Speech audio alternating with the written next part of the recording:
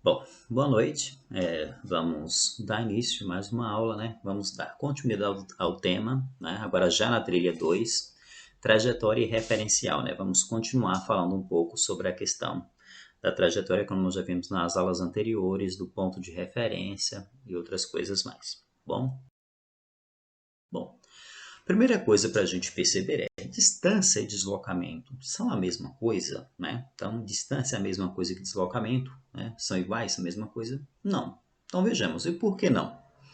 Observe aí essa ciclista, né? E o trajeto que essa ciclista fez.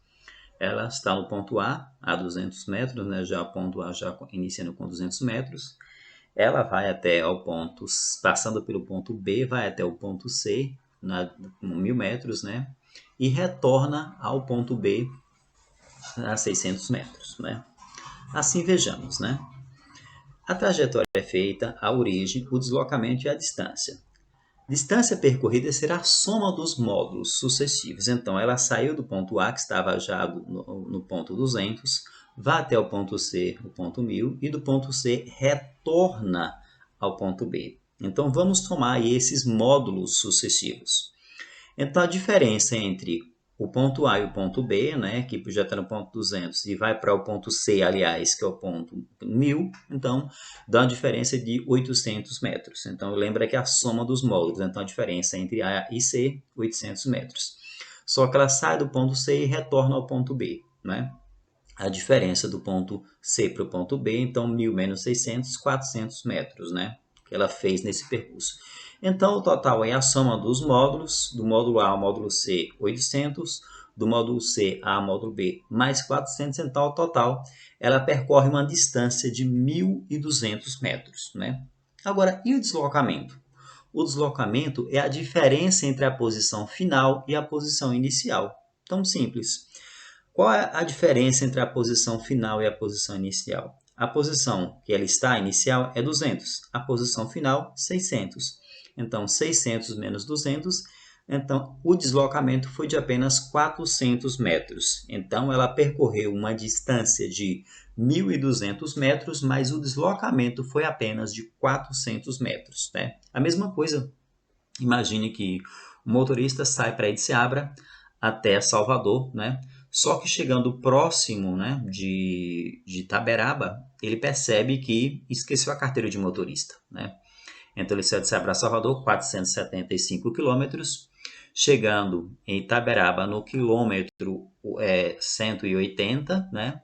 Ele percebe que está sem carteira e retorna a Seabra novamente para buscar a carteira.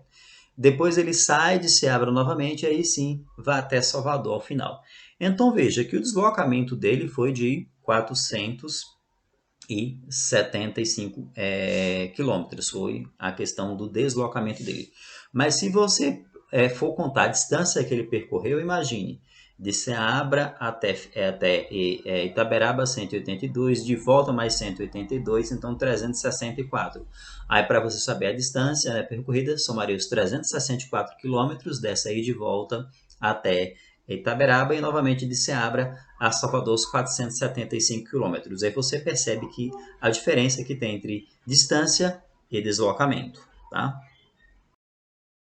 E aí, quais são os tipos de movimento?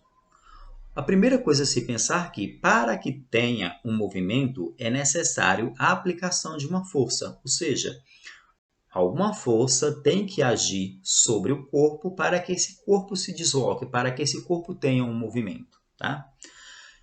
Geralmente existem alguns outros tipos de movimentos, mas eu numerei alguns aqui. Então, o movimento uniforme, quando não há variação, né, de velocidade, de aceleração. O variado, quando existe essa variação. O uniformemente variado, né, quando também há essa variação, né, de aceleração e de velocidade. O retilíneo, quando é em linha reta. O circular, né, quando é em forma de círculo. Né.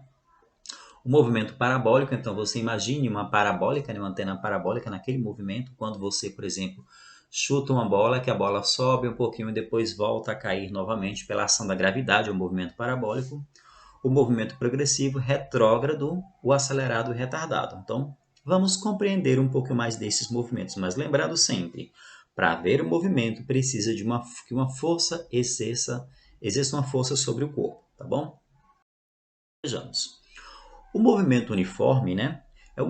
É denominado de uniforme quando o móvel desenvolve velocidade constante. Então, vejamos, ele está sempre uniforme naquela mesma velocidade. Para esse caso, no caso da física, quando geralmente está em movimento uniforme, a gente diz que o corpo está parado. Então, por exemplo, imagine se duas pessoas estão andando de moto, né? Em baixa velocidade, a 30 km por hora, uma conversando com a outra, né? Um ao lado da outra conversando, cada qual na sua moto. Então, para os dois, né, eles estão em movimento uniforme, mantendo aquela aceleração constante ali, né? E para os dois estão parados. Porque para eles, quando um olha para o outro, eles não se movimentam em relação ao tempo. Ou seja, a força resultante deles naquele momento ali, né, é igual a zero. Então, ou seja, não existe nenhuma força nova agindo sobre aquele corpo. Mas para alguém que está ao lado da estrada, que vê os dois passando, os dois estão em movimento. Então, só lembrando que essa questão de estar em movimento ou não depende muito do referencial, né? Então, o movimento uniforme é quando desenvolve a velocidade constante, né? Então, quando não há o aumento dessa velocidade. O variado é justamente ao contrário, né?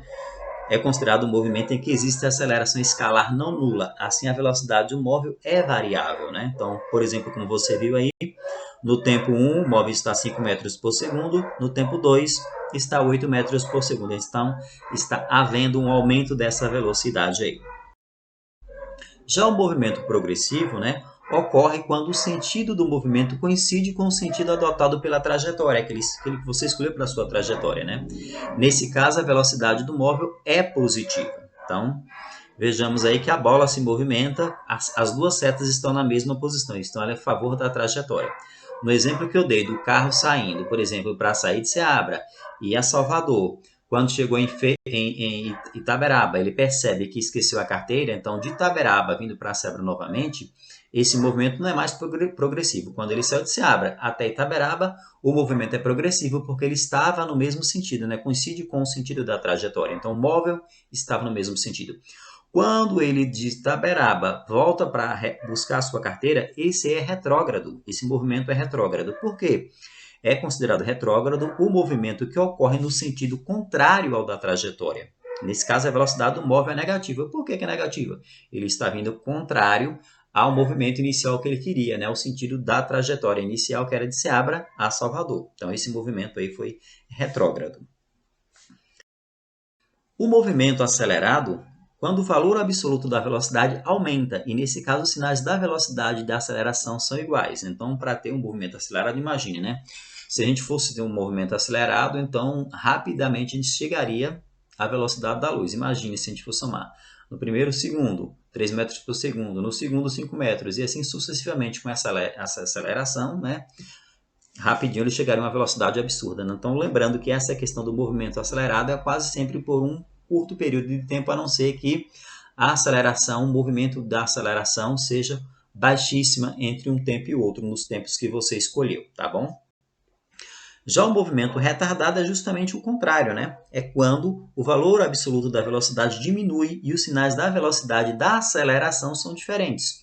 Então, nesse caso, é basicamente como você pensar uma frenagem. Você está, por exemplo, acelerou, vai acelerando até o carro chegar a 100, aí você percebe que precisa parar rapidamente e você pisa no freio e cada segundo que passa também a velocidade vai diminuindo até você chegar à velocidade zero. Então, aí você tem um movimento acelerado em que você dá acelerações constantes, aumentando a velocidade até chegar a um determinado número, e depois você tem a frenagem desse veículo para que esse veículo retorne à velocidade zero, né? Então, esse aí, no caso, esse retardado aí, né, o movimento dessa parar de acelerar é o movimento retardado, ok?